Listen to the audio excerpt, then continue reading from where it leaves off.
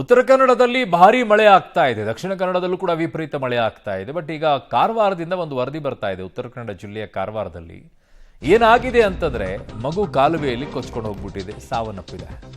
ಕಾಲುವೆಗೆ ಬಿದ್ದು 2 ವರ್ಷದ ಬಾಲಕಿ ಸಾವನ್ನಪ್ಪಿರುವಂತಹ ವರದಿ ಇದು.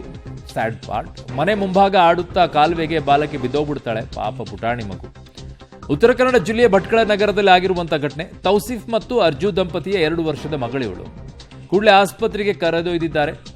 ಮಗು ಮಾತ್ರ ಬದುಕುಳಿದಿಲ್ಲ. 2 ವರ್ಷದ ಮಗುಗೆ ಏನು ಗೊತ್ತಿರುತ್ತೆ ಪಾಪ. ಕಾಲುವೆಗೆ ಬಿದ್ದೋಗ್ಬಿಟ್ಟಿದೆ. ಆ ದೃಶ್ಯವನ್ನ ನೋಡಿ ಅಲ್ಲಿ. ಪಾಪ ಆ ಕಡೆ ಅಯ್ಯೋ.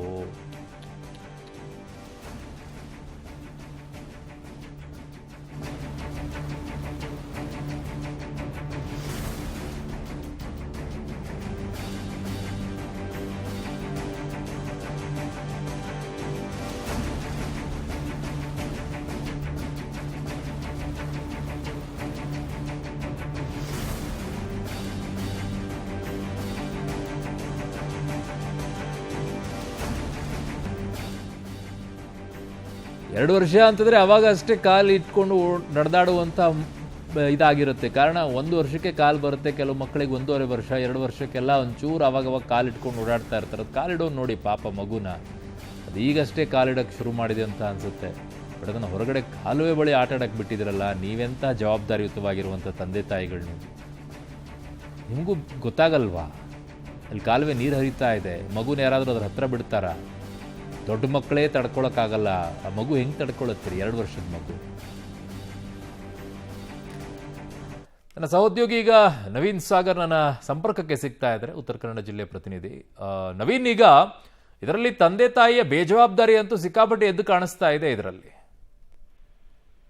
ಖಂಡಿತವಾಗಿ ಇದು ಭಟ್ಕಳ ಜಾಲಿಪಟ್ಟಣ ವ್ಯಾಪ್ತಿಯ ಆಜಾದ್ ನಗರದಲ್ಲಿರುವಂತಹ ಒಂದು ಕಾಲೋನಿಯಲ್ಲಿ ನಡೆದಿರುವಂತದ್ದು. ತೌಸಿಫ್ ಮತ್ತು ಹಾಗೂ ಅರ್ಜನ್ ಹೇಳುವಂತ ಅವರ ದಂಪತಿಗಳ 2 ವರ್ಷದ ಹೆಣ್ಣು ಮಗು ಇದು. ಈ ಮಗುವನ್ನ ಮನೆಯಲ್ಲೇ ಆಟ ಆಡ್ಲಿಕ್ಕೆ ಬಿಟ್ಟಿರ್ತಾರೆ, ಅಂಗಳದಲ್ಲಿ ಬಿಟ್ಟಿರ್ತಾರೆ. ಅಂಗಳದಲ್ಲಿ ಬಿಟ್ಟಾಗ ಆಟ ಆಡ್ತಾ ಅದು ಎದುರುಗಡೆ ಇರುವಂತಹ ನಾಲೆಯ ಬಳಿ ಹೋಗಿದೆ. ಮನೆಯಲ್ಲಿರುವ ಪೋಷಕರು ಅದನ್ನ ನೋಡ್ಲಿಲ್ಲ, ಗಮನಿಸದೇ ಇರೋ, ನಿರ್ಲಕ್ಷ್ಯ ಮಾಡಿರೋ ಕಾರಣ ಆ ಮಗು ಅಲ್ಲಿಯೇ ಆ ನಾಲೆಯೊಳಗೆ ಬಿದ್ದಿದೆ. ಬಿದ್ದಾಗ ತೇಲಿಕೊಂಡು ಹೋಗಿದೆ. ಅಷ್ಟರಲ್ಲೇ ಪಕ್ಕದಲ್ಲಿದ್ದಂತಹ ಸ್ಥಳೀಯರು ನೋಡಿದ್ದಾರೆ. ನೋಡಿ ಆ ಮಗುವನ್ನ ರಕ್ಷಣೆ ಮಾಡ್ಲಿಕ್ಕೆ ಪ್ರಯತ್ನವನ್ನ ಪಟ್ಟರು. ಆದ್ರೆ ಅಷ್ಟರಲ್ಲಾಗಿ ಅದು ನೀರನ್ನ ಕುಡಿದು ಸಾವನ್ನಪ್ಪಿತ್ತು. ಆದ್ರೆ ಇಷ್ಟೆಲ್ಲ ಆದ್ರೂ ಕೂಡ ಪೊಲೀಸರು ಕೂಡ ಅವರು ದೂರನ್ನ ನೀಡಿರ್ಲಿಲ್ಲ.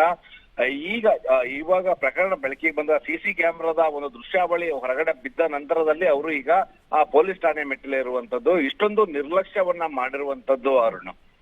ಓಕೆ ನವೀನ್, ನಿಮ್ಮೆಲ್ಲ ಮಾಹಿತಿಗೆ ಧನ್ಯವಾದಗಳು.